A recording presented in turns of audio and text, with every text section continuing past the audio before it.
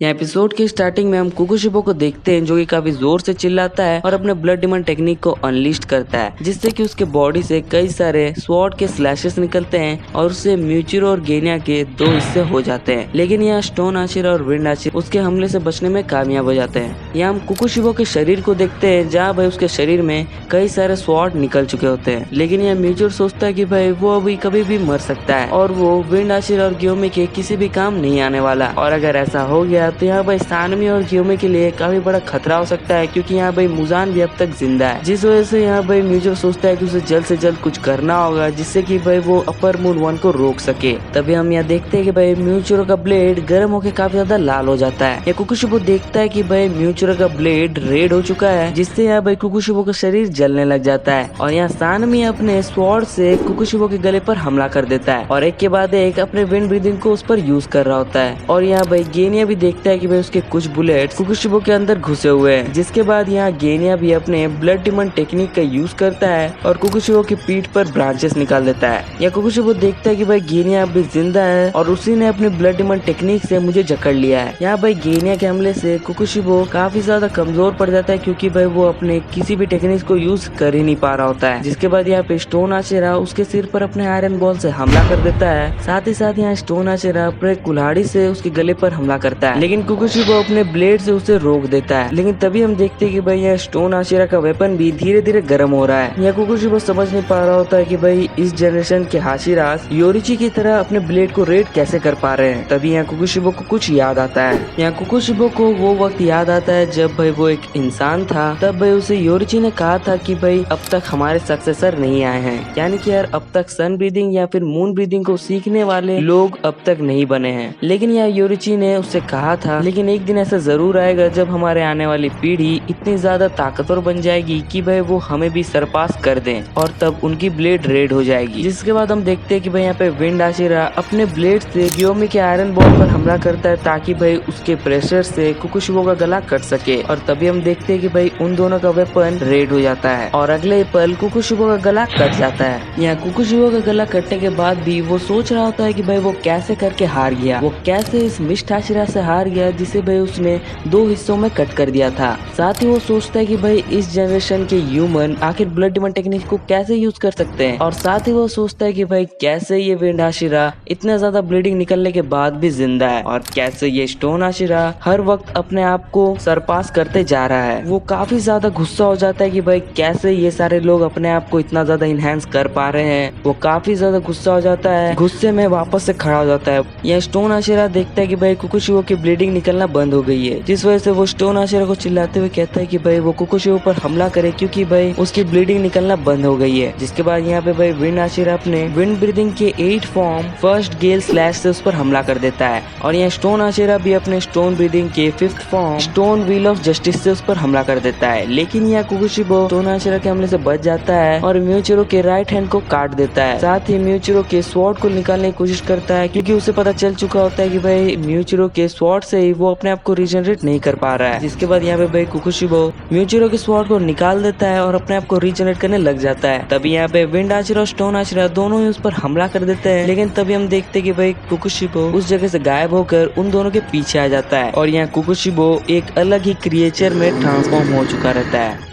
लेकिन यहाँ ग्योमी सानमी से कहता है कि भाई वो कुकुशिबो पर हमला करना ना रोके, उस पर हमला करते जाए, क्योंकि वो मुजान की तरह फास्ट रीजनरेट नहीं कर सकता है। तो यहाँ पे भाई ग्योमी और सानमी दोनों उस पर हमला करने आगे बढ़ते हैं और यहाँ भाई कुकुशिबो उन्हें देखकर अपने मन में कहता है कि अब चाहे तुम कितने भी हमले मुझ पर कर दो, अब उन सब का मेरे ऊपर कोई फायदा नहीं होने वाला सिवाय सूरज के किरणों के अलावा। तब यहाँ पे कुकुशिबो को अपने पीछे किड योरिची दिखाई देता है, जहाँ वो कुकुशिबो से कहता है भाई तुम आखिरकार एक स्ट्रॉन्गेस्ट सामुराई बन ही गए, मैं भी तुम्हारी तरह बनना चाहता हूँ। कुकुशिबो भी सोचता है क्या सच में वो एक स्ट्रॉन्गेस्ट सामुराई बन चुका है। तभी हम यहाँ देखते हैं कि भाई म्यूचिरो ने जिस जगह पर कुकुशिबो को स्टैब किया था उस जगह से भाई वो स्क्रम्बल होना शुरू हो जाता है। या कुकुशिबो भी देखता है कि भाई म्यूचिरो के हमला किए हुए स्पॉट पर वो धीरे धीरे गायब हो रहा है। तभी यहाँ पे भाई स्टोन आशिरा उसके फेस पर हमला कर देता है और उसके बाद विंड आशिरा भी उस पर हमला कर देता है और यहाँ धीरे धीरे भाई कुकुशिबो गायब होने लग जाता है। यहाँ कुकुशिबो सोचता है कि भाई उसकी टेक्निक्स काम क्यों नहीं कर रही है, वो वापस से अपने बॉडी को रीजनरेट क्यों नहीं कर पा रहा है। यहाँ कुकुशिबो समझ नहीं पाता कि भाई इतनी दूर पहुंचने के बाद एक वियर्ड सा क्रिएचर बनने के बाद वो आखिर मर कैसे सकता है। वो योरिची से कहता है कि वो एक ताकतवर योद्धा बनना चाहता था, बिल्कुल योरिची की तरह। जिसके बाद हमें मिचिकात्सु यानी कि यार कुकुशिबो और योरिची के पास्ट के बारे में बताया जाता है,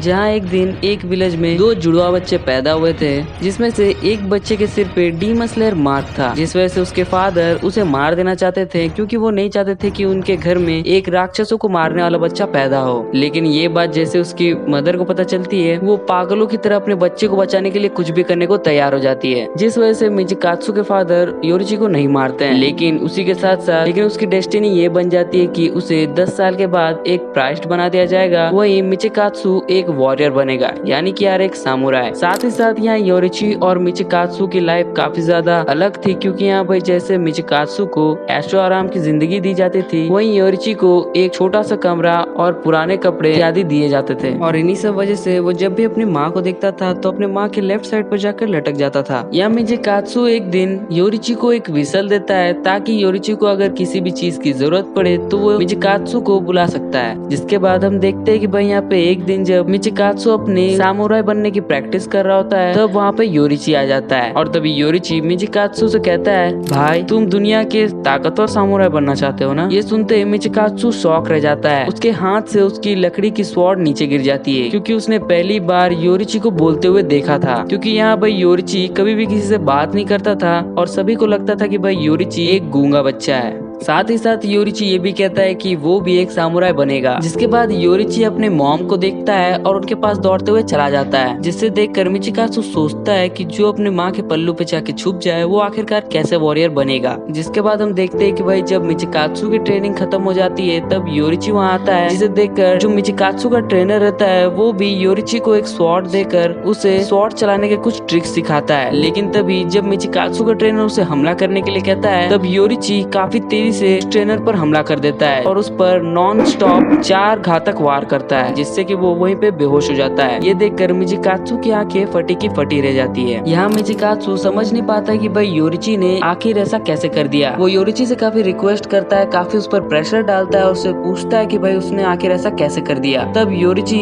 ऐसी बातें करता है जो कि मिचिकात्सु के समझ में ही नहीं आती है। यहाँ योरिची ये कहता है कि भाई उसने उस ट्रेनर के मांसपेशियों के हरकतों को देखकर उस पर हमला कर दिया था। या मिचिकात्सु को योरिची की कोई भी बात समझ नहीं आ रही होती है, लेकिन उसे ये एक बात जरूर पता चल जाती है कि भाई योरिची काफी ज्यादा स्ट्रॉन्गेस्ट पर्सन है। उस दिन के बाद यहाँ योरिची और मिचिकात्सु की लाइफ पूरी तरह चेंज हो जाती है, क्योंकि यहाँ भाई मिचिकात्सु का ट्रेनर मिचिकात्सु के फादर को सब कुछ बता देता है कि कैसे उस दिन योरिची ने अनबिलीवेबल अटैक्स किए थे, जिस वजह से यहाँ मिचिकात्सु और योरिची की लाइफ अदला बदली हो जाती है। यहाँ योरिची मिचिकात्सु की जैसे अब बड़े घर और अच्छे कपड़े और अच्छा खाना खा रहा था, वहीं मिचिकात्सु योरिची के उस छोटे से कमरे में रहने लग गया। साथ ही साथ उसकी डेस्टिनी अब एक प्राइस्ट की हो चुकी है, यानी कि यार यहाँ योरिची की जगह अब मिचिकात्सु अपने 10 साल की उम्र में उसे प्राइस्ट बना दिया जाएगा। मिचिकात्सु ये सब कुछ सोच ही रहा होता है कि तभी के दरवाजे पर योरिची आता है। मिचिकात्सु समझ नहीं पाता है कि भाई रात के 3 बजे आखिर योरिची उसके पास क्यों आया है। तभी योरिची उससे कहता है कि माँ हमें छोड़कर जा चुकी है। साथ ही साथ यहाँ योरिची ये भी कहता है कि वो भी इस घर को छोड़कर जा रहा है। यहाँ मिचिकात्सु समझ नहीं पा रहा होता है कि यार योरिची ऐसा क्यों कर रहा है, लेकिन वो कुछ नहीं कहता। और यहाँ योरिची मिचिकात्सु का फ्लूट दिखाते हुए कहता है कि वो इसे हमेशा अपने पास रखेगा।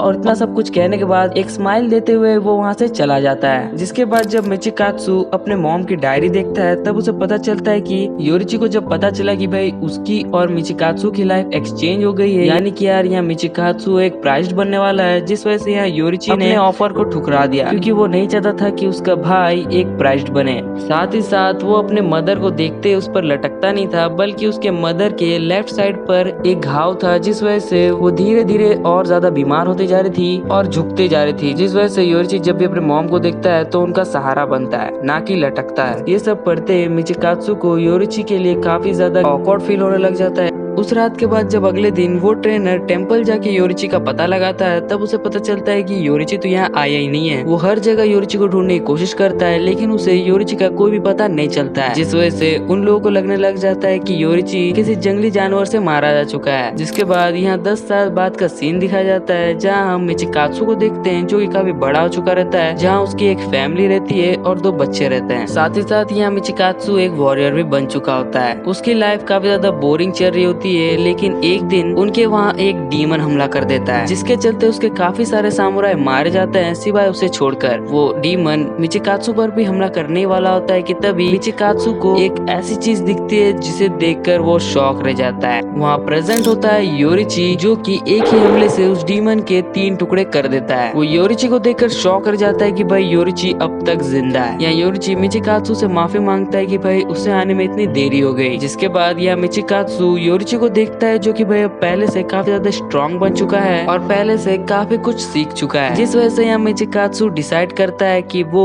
अपना सब कुछ छोड़ देगा और योरिची की तरह ताकतवर बनने के लिए वो उसके साथ चला जाता है। यहाँ मिचिकात्सु को पता चलता है कि भाई योरिची सन ब्रीदिंग को यूज करता है, जिससे कि वो डीमंस का सामना करता है। साथ ही साथ उसी की तरह कई सारे लोग इस ब्रीदिंग टेक्निक को यूज करने के लिए कई सारे ट्रेनिंग कर रहे हैं, लेकिन कोई भी आज तक योरिची के लेवल तक नहीं पहुंच पाया है। यहाँ मिचिकात्सु भी अपनी ट्रेनिंग कंप्लीट करता है और एक हाशिरा बन जाता है और उसकी भी ब्रीदिंग टेक्निक सन ब्रीदिंग नहीं बल्कि एक मून ब्रीदिंग रहती है। और साथ ही साथ वहाँ के सारे लोग अपने डीमन स्लेयर मार्क को भी अपेयर करते हैं। साथ ही साथ यहाँ मिचिकात्सु को ये भी पता चलता है कि भाई जो लोग अपने डीमन स्लेयर मार्क को अपेयर कर पाते हैं वो 25 ईयर से ज्यादा जी नहीं सकते हैं, जिस वजह से यहाँ मिचिकात्सु मुजान के पास जाता है और वहाँ मुजान उसे ऑफर करता है एक डीमन बनने का, जिससे वो सालों साल जिंदा रह सकता है। यहाँ मिचिकात्सु मुजान के ऑफर को एक्सेप्ट कर लेता है और एक डीमन बन जाता है। जिसके बाद कई साल बीतने के बाद जब मिचिकात्सु योरिची से मिलता है, तब ये देखकर शॉक रह जाता है कि भाई योरिची अब तक नहीं मरा है। उसे पता चल जाता है कि भाई योरिची का डीमन स्लेयर मार्क नेचुरली उसके जन्म से, जिस वजह से वो 25 इयर्स के बाद नहीं मरने वाला, बल्कि उसकी मौत भी नेचुरली ह्यूमंस की तरह ही होगी। योरिची इतना ज्यादा ताकतवर था कि उसके जिंदा रहने तक उसे कोई भी नहीं हरा पाया था। जिसके बाद जब योरिची मर जाता है तो यहाँ मिचिकात्सु अपने एक ही स्लाइस से योरिची को बीच से काट देता है और तभी उसकी नजर अपने ही दिए गए विसल पर जाती है और वो सोचने लग जाता है कि आखिर क्यों